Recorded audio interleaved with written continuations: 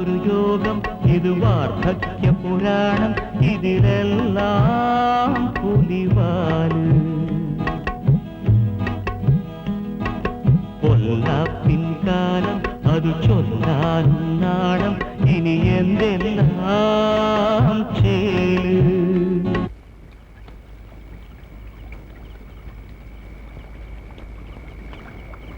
അവൻ ആ പെണ്ണിന്റെ ഭർത്താവ് തന്നെയാണോന്നാ എനിക്കിപ്പോ സംശയം.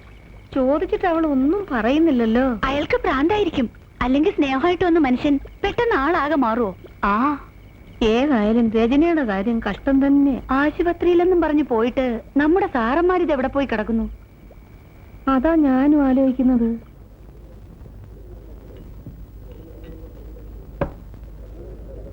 ഇനിയെങ്കിലും തമ്പി സത്യം പറയണം.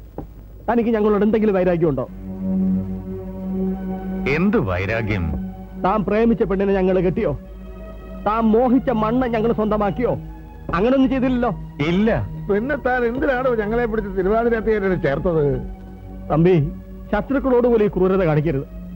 ഇതിൽ ഭേദം എയ്ഡ്സ് രോഗിയെ കുത്തിവെച്ച് സിറിഞ്ചുകൊണ്ട് ഞങ്ങളെ കുത്തുത്തായിരുന്നു. റിട്ടയറിലെ എൻജോയ് ചെയ്യാൻ കണ്ടുപിടിച്ച വഴി കൊള്ളാം. സർവീസിലിരുന്ന കാലത്ത് ഒന്നുമില്ലേലും ആരുടെയും തല്ലുകൊള്ളേണ്ടി വന്നിട്ടില്ല. അതെ. കുറ്റപ്പെടുത്താനാണോ എന്നെ ഇങ്ങോട്ട് വിളിച്ചു കയറ്റിയത്? കുറ്റപ്പെടുത്തുന്നതിലാണോ തെറ്റ്? എല്ലാത്തിനും താൻ ഒരുത്തനാ കാരണക്കാരൻ. എന്റെ മോൻ പോയ വിഷമം ഞാൻ സുമിത്രയെ പോലും അറിയിക്കാതെ ഉള്ളിൽ ഒതുക്കിക്കൊണ്ട് നടക്കുക. അതിന്റെ വിങ്ങല് തനിക്ക് മനസ്സിലാവത്തില്ല. തനിക്കൊന്നും നഷ്ടപ്പെട്ടിട്ടില്ലല്ലോ. കളയുന്നു അവളെ കൂട്ട. അവനും അവളും അമ്മാവന്റെ കൂടെ മദ്രാസിൽ സന്തോഷമായിട്ട് കഴിയാണെന്ന് കത്ത് വന്നില്ലേ? ഇനിയും എന്നാത്തിനാ പല്ലടവത്തി മണപ്പിക്കുന്നത്? എല്ലാ തെറ്റും ഞാൻ ഏൽക്കുന്നു. കലയോടുള്ള താല്പര്യം കൊണ്ട് ചാടിപ്പോയതാ. പക്ഷെ അതിലെ ചുഴികളും മലരികളും കാണാൻ എനിക്ക് കഴിഞ്ഞില്ല. തോറ്റുപോയി നിങ്ങളുടെ മുമ്പിൽ. ഇനിയൊന്നും ആലോചിക്കാനില്ല. നാളെ തന്നെ ട്രൂപ്പ് പിരിച്ചുവിട്ടേക്കാം.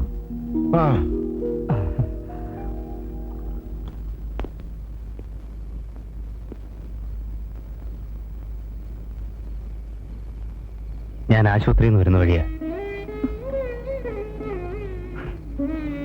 പേടിക്കാനൊന്നുമില്ല. കയ്യിൽ കുറച്ച് ആഴത്തിൽ മുറിവുണ്ട്. 2 ദിവസത്തിനും ഡിസ്ചാർജ് ചെയ്തേക്കും. വീട്ടിലറിയിക്കണോ? ആശുപത്രിയിലെ കാര്യങ്ങൾ നോക്കാൻ പരിമളനെ ഏർപ്പെടുത്തിയിട്ടുണ്ട്. വൈശാഖൻ ഇത്ര വയലന്റ് ആവാൻ എന്താ ഉണ്ടായത്?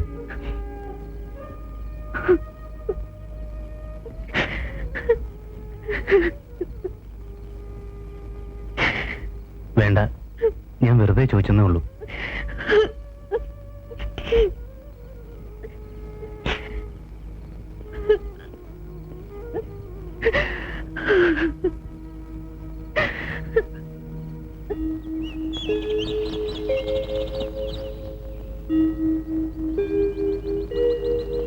ഓമനക്കുട്ടമ്പിള്ള സാറേ,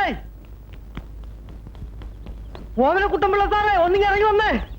എന്തിനാ രാവിലെ കിടന്ന് വിളിച്ചു പോകുന്നത്? ആ രജനിയെ കാണാനില്ല.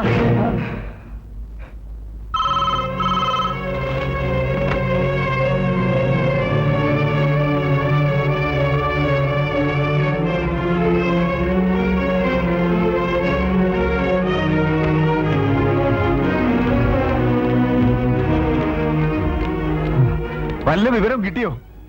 ഇനി നോക്കാൻ ഒരു സ്ഥലവും ബാക്കിയില്ല. ഞാൻ ആലോചിച്ചിട്ട് പോലീസിൽ അറിയിക്കുന്നതാ ബുദ്ധി. എന്നാ ചെല്ലേ.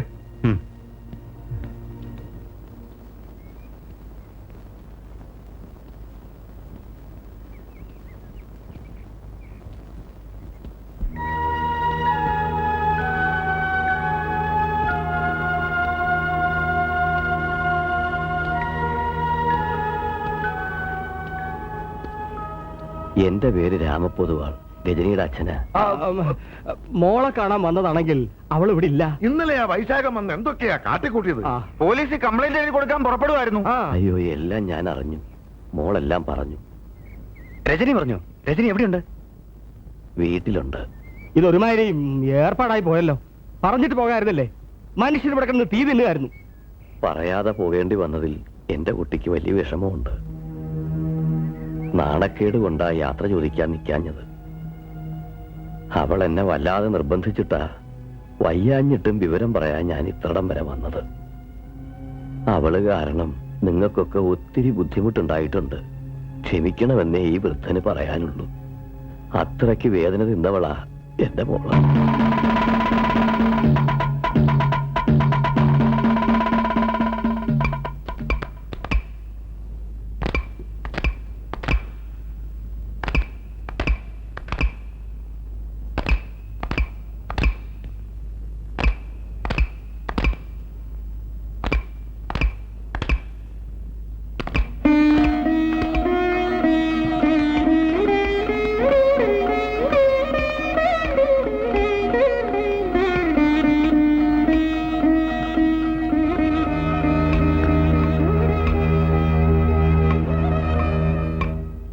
വൈശാഖ തന്റെ കണ്ണുകൾ കഥ വിട്ട് ചലിക്കുന്നല്ലോ.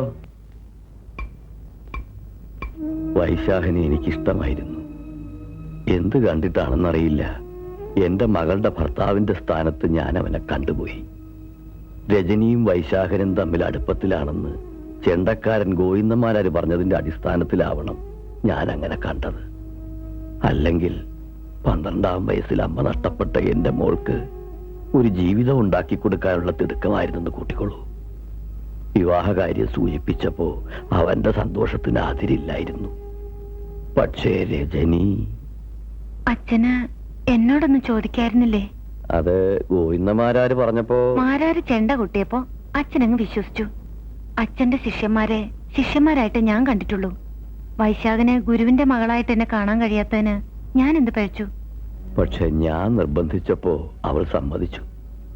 എന്റെ മോൾ എന്നേക്കാൾ വലിയവളാണെന്ന് ഞാൻ അറിഞ്ഞ നിമിഷമായിരുന്നു അത്. ഗുരു ശിഷ്യന് കൊടുത്ത വാക്ക് തെറ്റരുതെന്ന് അവൾ കരുതി കാണും. സ്ത്രീധനമായിട്ട് ആകെയുള്ള 50 സെന്റ് സ്ഥലവും താമസിക്കുന്ന തറവാടും ഇഷ്ടദാനമായിട്ട് വൈശാഖന്റെ പേർക്ക് എഴുതി കൊടുത്തു. അങ്ങനെ ആ വിവാഹം നടന്നു. ആദ്യ രാത്രിയിൽ തന്നെ അവർ തമ്മിൽ തെറ്റി. അവൻ എന്റെ മകളെ ഒരു ഭാര്യയായി കാണാൻ കഴിഞ്ഞില്ല. ഒരു ദിവസം പോലും അവർ ഒന്നിച്ച് ജീവിച്ചിട്ടില്ല. മദ്യത്തിനും മയക്കുമരുന്നിനും അടിമയായിരുന്നു വൈശാഖൻ. സ്ത്രീകളെ വശീകരിച്ച് നശിപ്പിക്കുന്നത് അവനൊരു തമാശയായി. ജീവിതത്തിന്റെ താളം തെറ്റുന്നത് അവൻ പോലും അറിഞ്ഞില്ല. കഥകളി ഉപേക്ഷിച്ച് അവൻ നാടക കമ്പനിയിൽ ചേർന്നു. ദുർനടത്തത്തിന് പണം തികയാതെ വന്നപ്പോ ഏതോ നാടക മുതലാളിയിൽ നിന്നും വലിയൊരു തുക കൈപ്പറ്റി പകരം രജനി അവൻ നാടകത്തിൽ അഭിനയിക്കാൻ നിർബന്ധിച്ചു. നിങ്ങൾ കെട്ടിയ താലി ഓർത്തെങ്കിലും എന്നിങ്ങനെ ഉപദ്രവിക്കരുത്. നിന്റെ ഒരു താലി...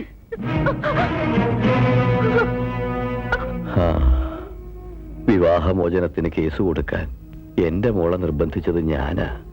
അവൾ എതിരൊന്നും പറഞ്ഞില്ല. അത്രയ്ക്ക് അനുഭവിച്ചു എന്റെ കുട്ടി.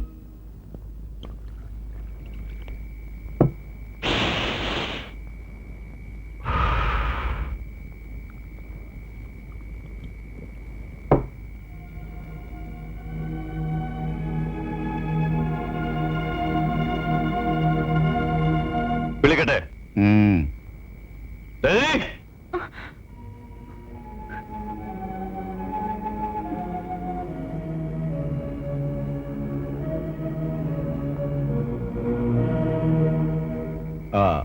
സിസ്റ്റർ ഇരിക്കണം. ഇരിക്കണേ. ദിനേശൻ സാർ എനിക്ക് വേണ്ടപ്പെട്ട ആളാ. ആ ഗ്ലാസ്സിലോട്ട് മദ്യം ഒഴിച്ചു കൊടുക്ക്. പറയുന്നേ.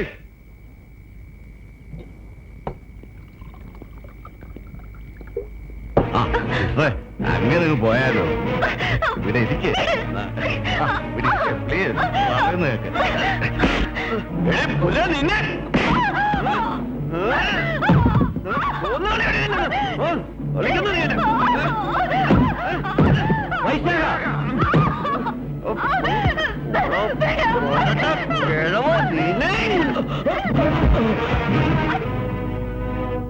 അവൻ എന്റെ മോളെ തന്നെ വിൽക്കാൻ ശ്രമിച്ചപ്പോ അവളെ രക്ഷിക്കാൻ ആ ഒരു പോംവഴിയെ ഞാൻ കണ്ടുള്ളൂ.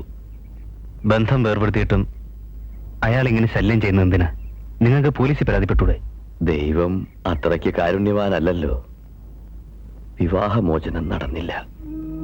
ബന്ധം വേർപെടുത്താൻ അവൻ തയ്യാറല്ലെന്ന് കോടതി പറഞ്ഞു.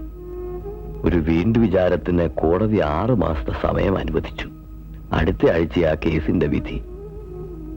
ആരോഗ്യം ക്ഷയിച്ച് കഥകളി അഭ്യസിപ്പിക്കാൻ എനിക്ക് വയ്യാതായപ്പോ ജീവിക്കാൻ വേറെ വഴിയില്ലാണ്ട് രജനി വീണ്ടും നാടകത്തിന് പോയി തുടങ്ങി. പക്ഷേ അവൻ അതിനും അനുവദിച്ചില്ല.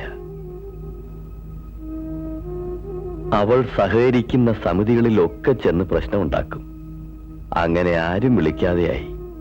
ഇവിടെയെങ്കിലും എങ്ങനെയും പിടിച്ചു നിൽക്കാമെന്ന് കരുതിയ സത്യം മറച്ചുവെച്ച് അവൾ നിങ്ങളുടെ സമിതി ചേർന്നത്. നിത്യരോഗിയായി എന്നെ പോറ്റാൻ വേറെ എന്താ ഒരു വഴി?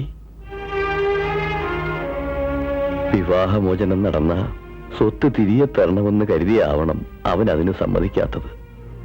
സ്വത്ത് അവൻ എടുത്തോട്ടെ, അവളെ വെറുതെ വിട്ടാ മതിയായിരുന്നു. നിങ്ങളെ പറ്റിയൊക്കെ അവൾക്ക് വലിയ മതിപ്പാ. ഒന്നും അവളെ കൊണ്ട് വിശദീകരിക്കാൻ വയ്യാത്തത് കൊണ്ടാ എന്നെ പറഞ്ഞയച്ചത്. ഒരപേക്ഷയുണ്ട്, അവളെ സമിതിയിൽ നിന്ന് പിരിച്ചയക്കരുത്. അങ്ങനെ സംഭവിച്ചാൽ വിശ്വസിച്ച് മുട്ടാൻ വേറെ വാതിലില്ല.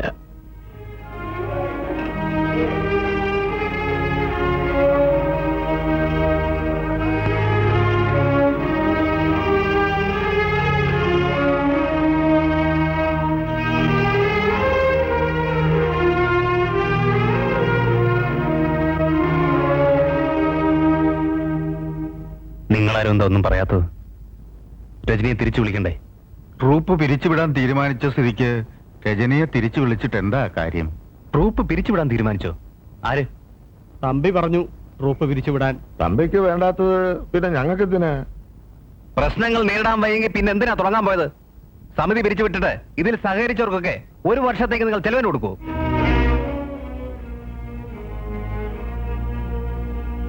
ട്രൂപ്പ് പിരിച്ചുവിടുന്നില്ല. നിങ്ങൾക്ക് വയ്യെങ്കിൽ പറ, ഞാൻ നടത്താം.